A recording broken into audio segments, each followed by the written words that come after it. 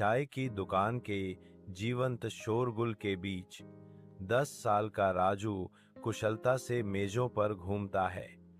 चाय और बिस्कुट को अभ्यास से आसानी से संतुलित करता है।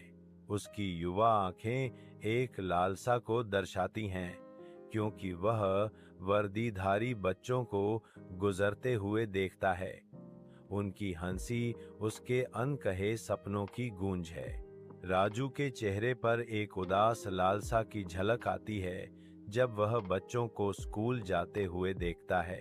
अभ्यास किए गए लचीलेपन के साथ वह अपनी भावनाओं को दबाता है, अटूट समर्पण के साथ अपने काम पर फिर से ध्यान केंद्रित करता है। दुकान के मालिक की गूंजती हुई आवाज प्रतिबिंब के क्षण को तोड़ देती है। राजू का तत्काल ध्यान मांगती है। राजू, तुम क्या घूर रहे हो? अपने काम पर ध्यान दो। दुकानदार के शब्द हवा में गूंज उठे।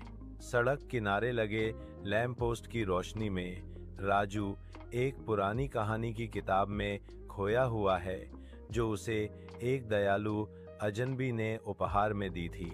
उसकी आंखें लैंप की रोशनी को दर्शाती हैं, एक उग्र दृढ़ संकल्प दिखाती हैं, क्योंकि वह अपरिचित शब्दों को समझता है।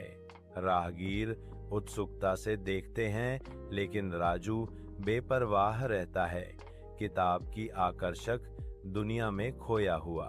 हर पन्ना पलटना एक छोटी सी जीत है, जो सड़क के किनारे के ध्यान भटकावों के बावजूद सीखने के प्रति उनके जुनून को बढ़ावा देती है।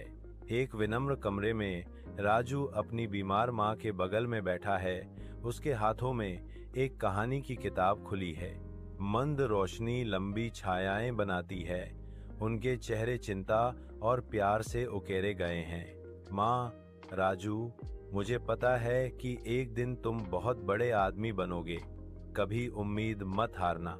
राजू की आंखें बिना आंसू के चमकती हैं।